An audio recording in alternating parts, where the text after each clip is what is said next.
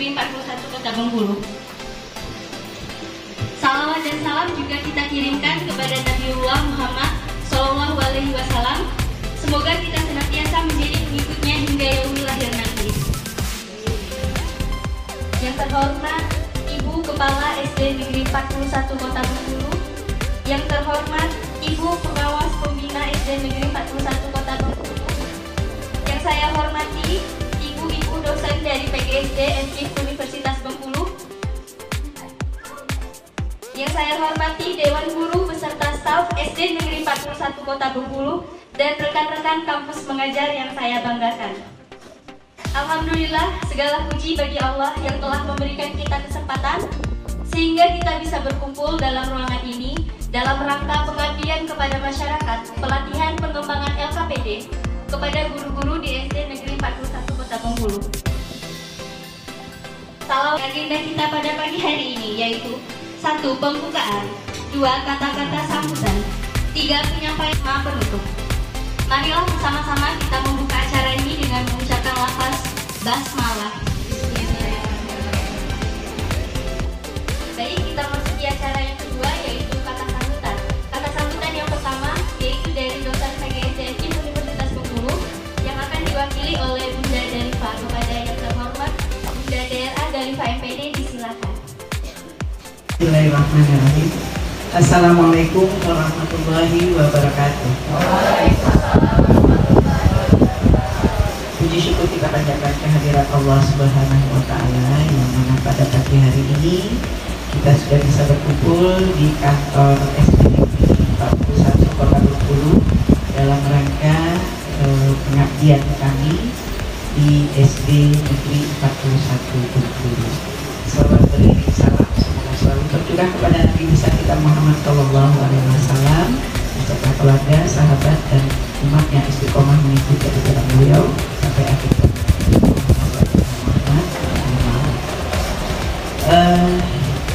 yang saya hormati Ibu Kepala Sekolah PGRI, yang saya hormati Ibu Pengawas Pembina Ibu Hema Felianti MPD. Amin.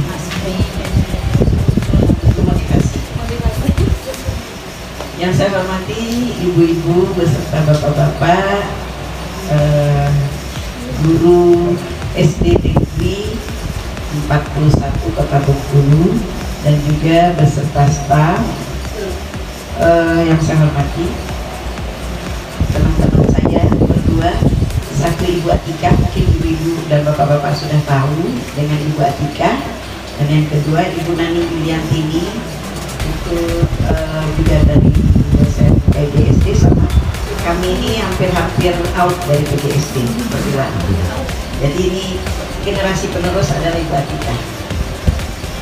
Baiklah Bapak Ibu semua, pada pagi hari ini kami sangat berterima kasih atas sambutan dari keluarga besar SD Negeri 41 Bengkulu, apalagi ada Ibu Pengawas beserta kita bersama di sini.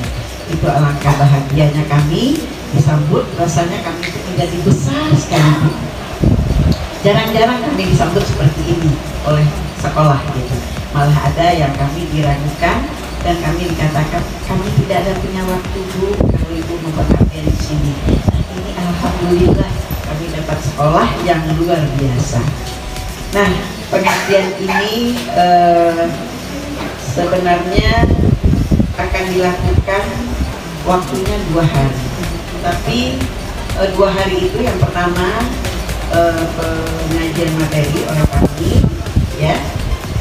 Walaupun materi itu bagi Bapak Ibu itu sudah biasa-biasa saja, nah, namun kami mungkin membangun-bangunkan saja, tidak mencepoi Bapak Ibu dengan materi kami, tapi mungkin kita bersama-sama memotivasi diri kita bersama. Nah, kemudian hari selanjutnya, boleh hari kedua atau kapan saja, Bapak Ibu. Baiklah Bapak Ibu, dan kami mohon kerjasamanya, dan sekali lagi terima kasih kalau ada kata yang salah dan jika kami yang salah saat kami datang, kami mohon dimaafkan, dan kepada Allah kami mohon ampun. Wabillahi taufiq wal hidayah. Assalamualaikum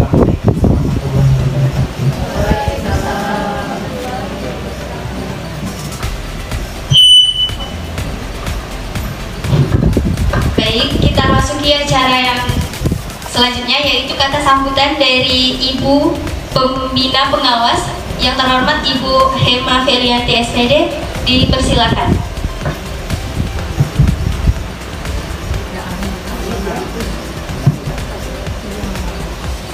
A'udzubillahiminasyaitonirrajim. Bismillahirrahmanirrahim. Allahumma sholli ala sayyidina Muhammad wa ala ali sayyidina Muhammad.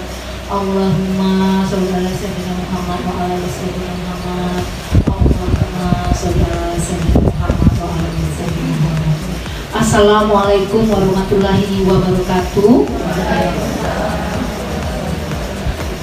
Selamat datang kami ucapkan kepada pihak Universitas Bengkulu untuk pengabdian masyarakat pada kesempatan ini, yang sama-sama kita hormati Ibu Kepala Sekolah kita, Ibu Elian Darmi SPD, yang saya cintai, Bapak Ibu guru, stakeholder Sekolah SD Negeri 41 Kota Bengkulu.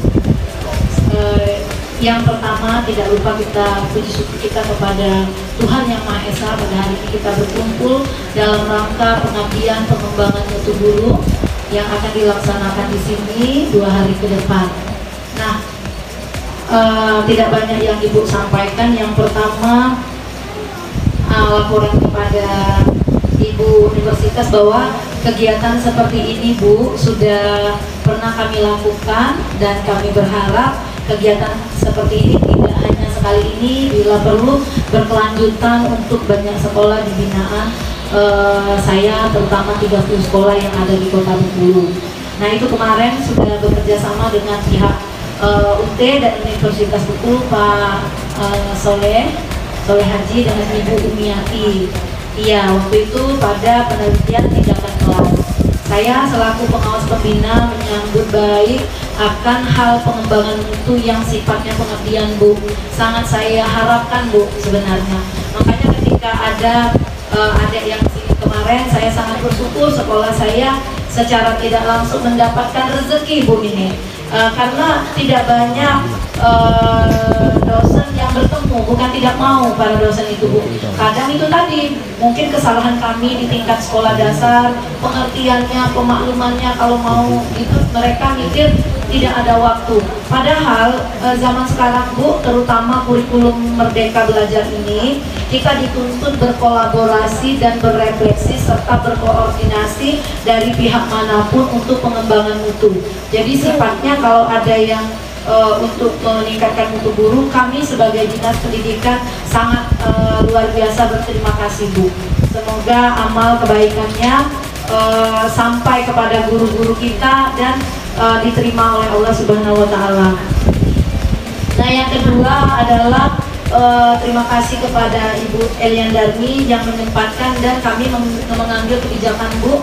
Setiap kalau ada pelatihan dari lintas sektor, itu kami akan meliburkan anak, karena kami ingin guru-guru kami fokus dalam berpikir, dan anak-anak kita tetap belajar di rumah agar terjaga keamanannya dalam meningkatkan mutu guru.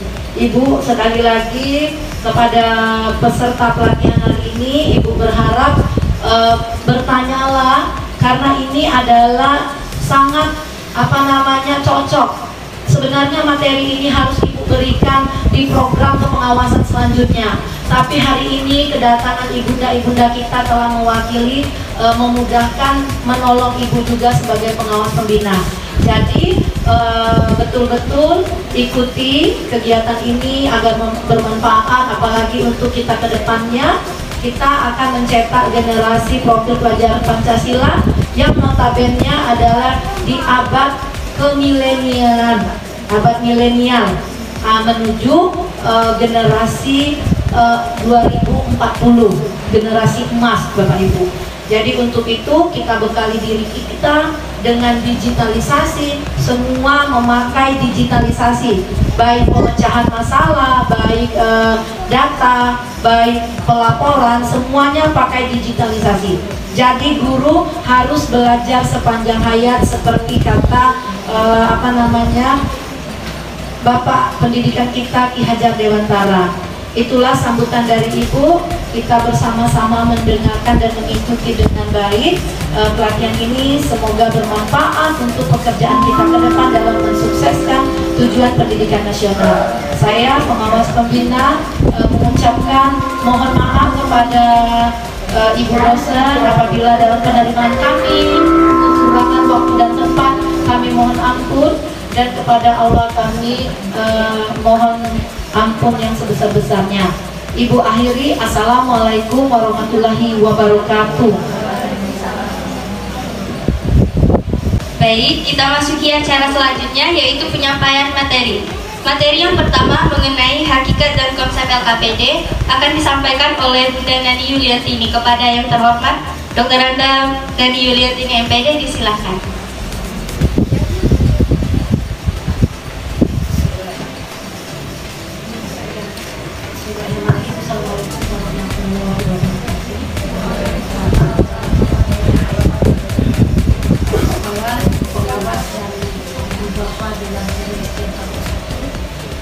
Materi ini adalah tentang LKPD. Saya yakin Bapak mengatakan ini tidak asing lagi buat Ibu Bapak, karena LKPD ini ya sebagai guru kita sering aktivitas begitu untuk membuatnya. Kemudian, nah LKPD ini mungkin sudah ulang-ulang ganti nama atau ganti istilah ya. Dulu ada LKS, ganti lagi LKPD, balik lagi yang lain, akhirnya LKPD lagi. Nah LKPD ini, Ibu Bapak, ini adalah satu perangkat ya, satu perangkat dengan yang namanya perangkat pembelajaran. Nah, perangkat pembelajaran itu kan ada 5 item ya. Yang pertama MPP, yang kedua bahan ajar, yang ketiga LKPD, keempat media, dan terakhir adalah instrumen penilaian atau penilaian. Nah jadi nanti LKPD kenapa diangkat lagi oleh kami sebagai pengajar, mungkin karena ada kebaruan atau ada kekiniannya, yaitu tentang aplikasinya ini.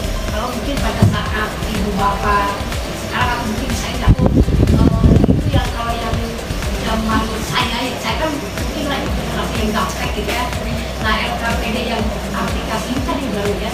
Nah saya ini yang zaman yang aplikasi yang biasa saja, yang saya bisa apa namanya ungkapkan di sini ya.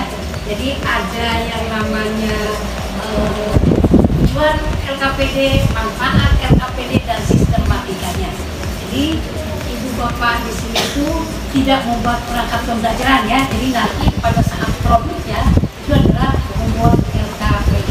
Tetapi LKPD ini otomatis kita akan mengacu kepada materinya gitu ya.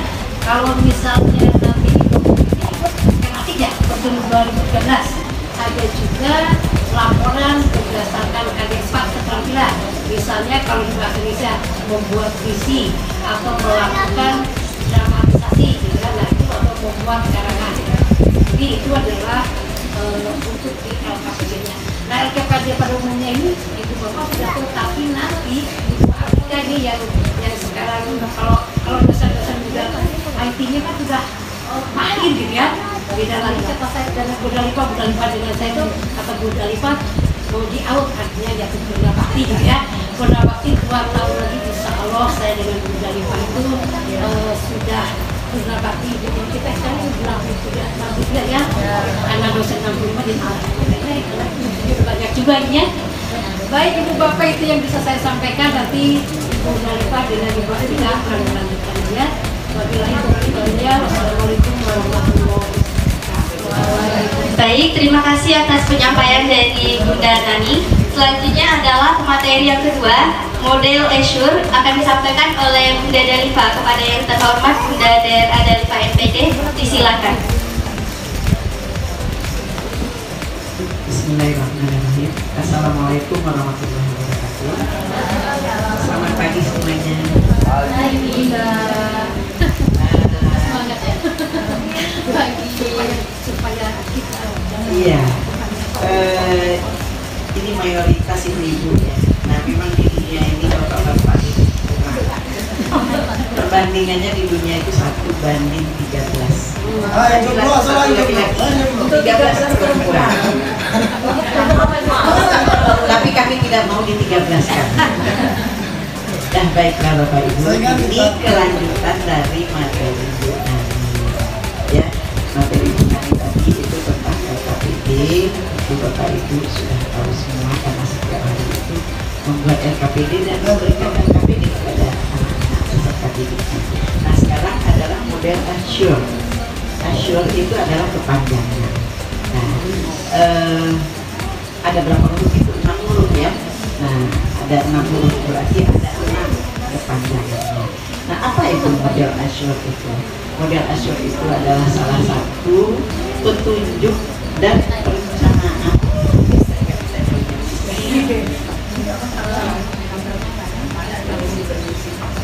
Matanya nggak kuat ya.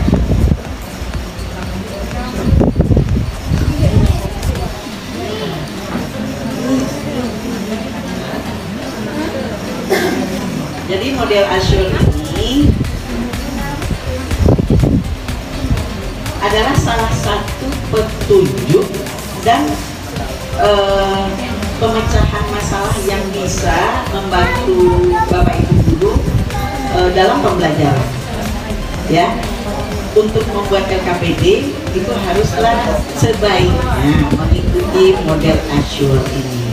Karena kenapa? Karena dia sudah tertata sedemikian rupa, kemudian dia juga punya langkah-langkah yang sangat teratur, rujukan bagi pendidik atau bagi guru.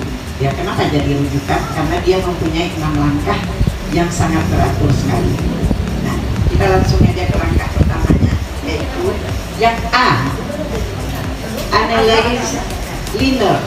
Nah, itu kalau bahasa kitanya analisis pembelajaran. Analisis pembelajaran itu sudah setiap hari ibu bapak melakukannya. Menganalisis kalau masih K13, menganalisis KD, menganalisis materi yang ada di buku siswa. Karena yakin bapak ibu yang membuat KD, buku, kurikulum itu adalah manusia. Manusia tidak pernah luput dari kesalahan.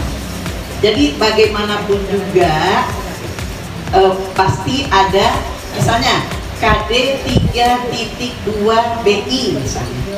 Di sana di KD itu dibunyikan teksnya misalnya teks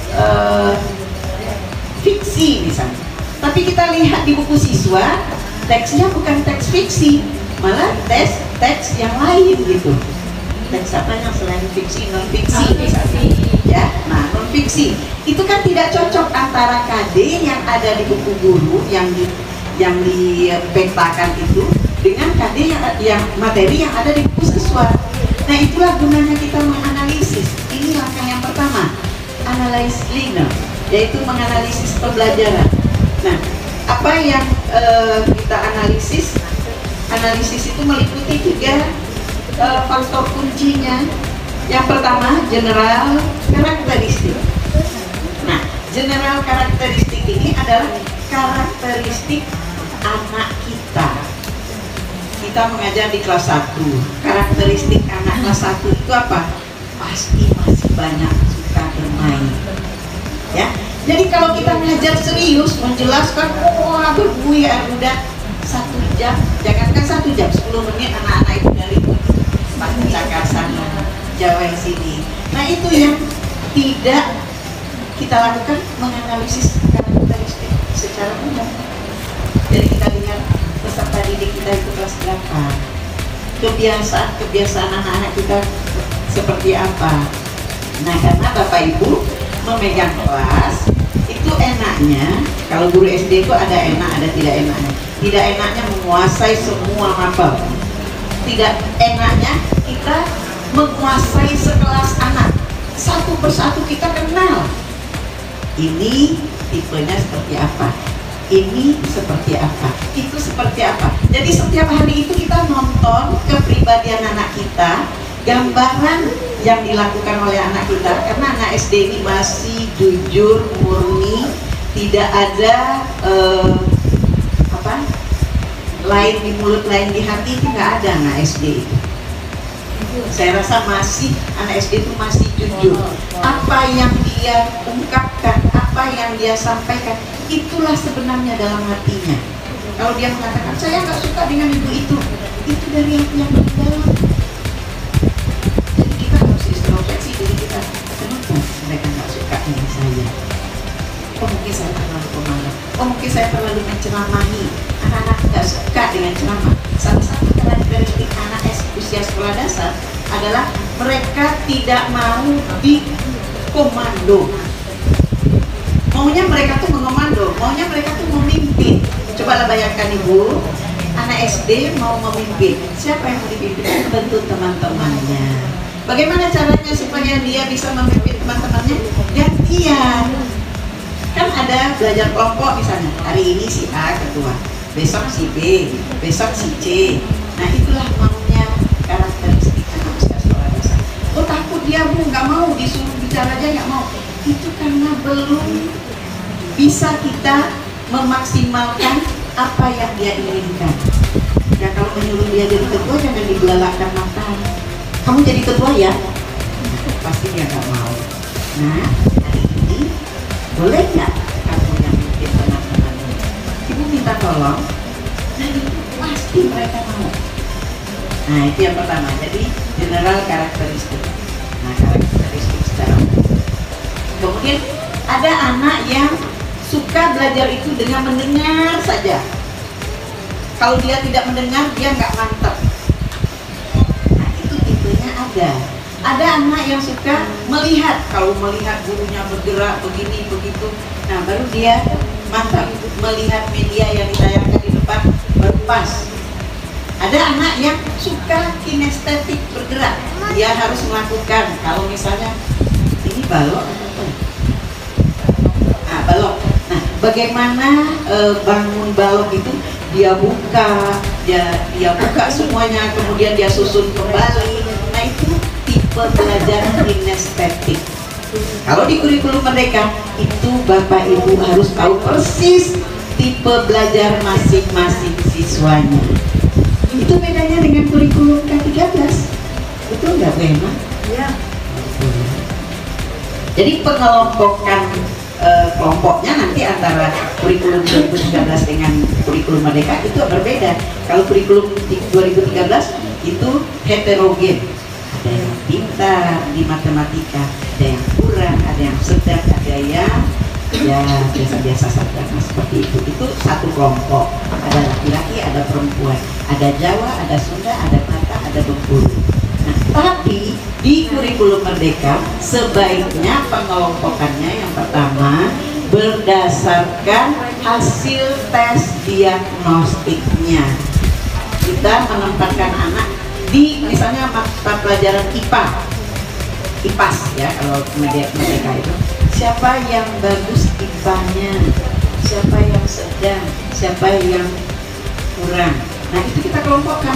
Jadi mereka itu belajar bersaing bersama sesama lawannya, tidak lawan yang tidak sesuai. Jadi dia bersaing, dia berdiskusi sesama yang kurang. Kalau IPS misalnya seperti itu juga. Contoh kalau masalah pasar, ini boleh contohnya ya Bu. Ini dosen IPS PPKN ya. Nah contoh masalah pasar, ada anak yang tinggal di pasar beneran yang setiap hari dia kegiatannya di... Selanjutnya materi yang ketiga yaitu mengenai pengembangan LKPD menggunakan aplikasi Wizardme yang akan disampaikan oleh Bunda Atika Susanti. Kepada yang terhormat Bunda Atika Susanti, persilakan. Terima kasih. Assalamualaikum warahmatullahi wabarakatuh. Waalaikumsalam. Masih semangat ya Ibu-ibu, Bapak semuanya. Sebenarnya kemarin saya lupa menitipkan pesan ke website kalau bisa bawa laptop kemarin. Tapi kayaknya bisa mengikuti lewat HP juga bisa kayaknya. Kalau yang mungkin hari ini tidak bisa mengakses dengan laptop. Aplikasi Wizardme ini adalah aplikasi yang membantu kita sebagai guru ataupun dosen juga bisa untuk membuat lembar kerja siswa, lembar kerja peserta didik. yang caranya ini sangat mudah dan sama seperti aplikasi-aplikasi yang lain seperti Canva tadi. Wizard.me juga ada yang gratis, ada yang berbayarnya, yang pro gitu. Nah, untuk kita sebagai pemula dan lalu kita connect with Google seperti itu. Lalu setelah kita mendaftar, mungkin sambil diikuti. Gimana Pak? Buka dulu. Di login dulu Gmailnya di HP, di webnya itu. Buka di Google-nya dulu. Buka. Kita buka Gmail dulu biar mudah.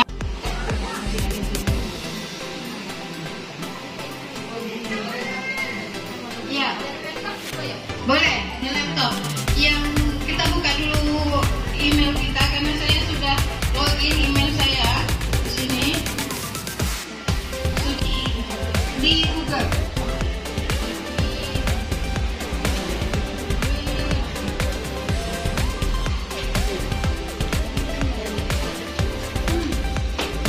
Terdengar ya Bapak Ibu suara saya kayaknya?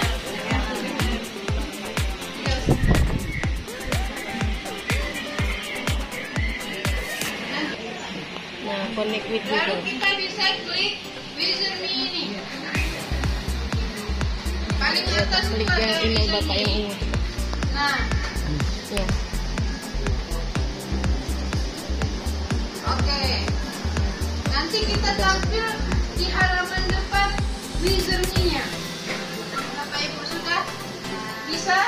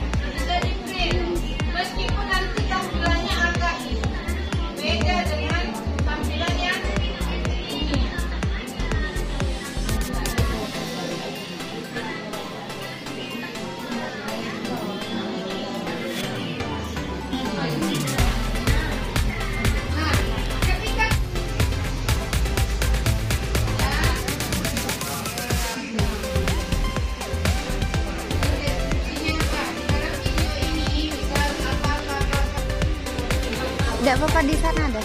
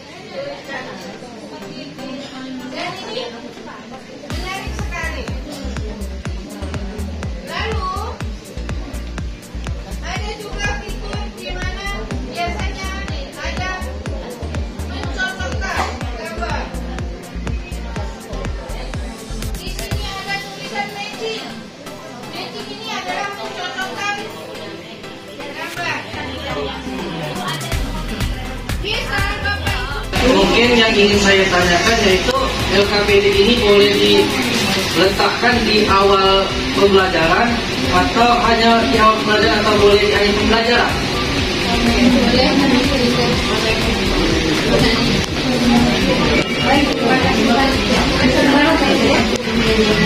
Apakah LKPD bisa disampaikan di awal atau akhir? Ya, atau hanya boleh di awal saja? Baik. Sebenarnya, jadi LKPD itu sesuai dengan kegiatan kita Pak ya. Jadi tidak mungkin itu LKPD ada yang awal ya. Jadi LKPD itu setelah ada penjelasan kan ada langkah-langkah itu ada pendahuluan, ada kegiatan itu, ada di mana itu langkah-langkah LKPD di mana? Jadi kegiatan itu berarti tidak di penutup, tidak di awal juga kan ada di langkah Karena kalau kita tidak kasih LKPD, kita akan cenderung mengambil alih seluruh kelas dengan cara teacher center.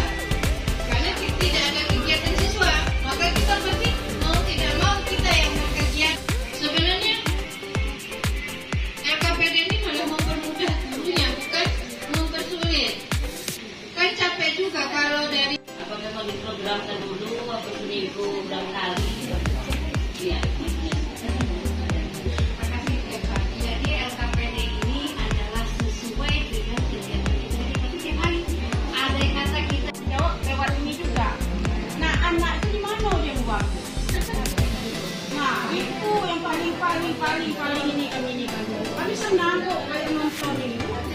Nah, tapi itulah sarana kemudian masalah nanti apa? Kuota itu ada kan ada apa namanya? Wisarni yang gratis itu kan tapi anak mengerjakan kita sendiri hanya lewat ini juga tadi kan. Nah apakah anak punya gitu? Ya, nah itu kendalanya itu. Terima kasih sudah bertanya ini. Ini kalau sebenarnya ketika kita punya teknologi ini seperti yang disampaikan oleh Bunda Darifah tadi, kita mau tidak mau kita harus tadi kata Bu Pengawas, siswanya jangan dibiarkan libur tapi harus ada kegiatan di rumah, tetap belajar di rumah. Solusinya bisa dengan LKPD ini, Bu. Kita kirimkan LKPD kepada siswa sehingga dia punya kegiatan di rumah untuk memasyarakatkan LKPD ini di dalam kita. Nanti biar anak kita anak kan gini tuh, sekolah yang baik adalah sekolah yang melek teknologi, guru yang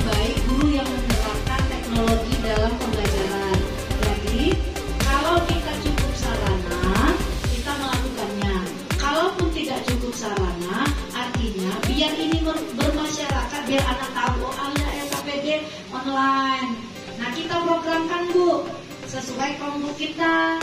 Jadi kita nanti bikin misalnya program sekolah itu dalam 6 bulan itu dibagi. Nah itu tadi satu. Terus yang kata ibu itu tadi, kalau Bukan hanya di SD, tetapi siswanya naik ke SMP, siswanya gurunya juga naik ke SMP.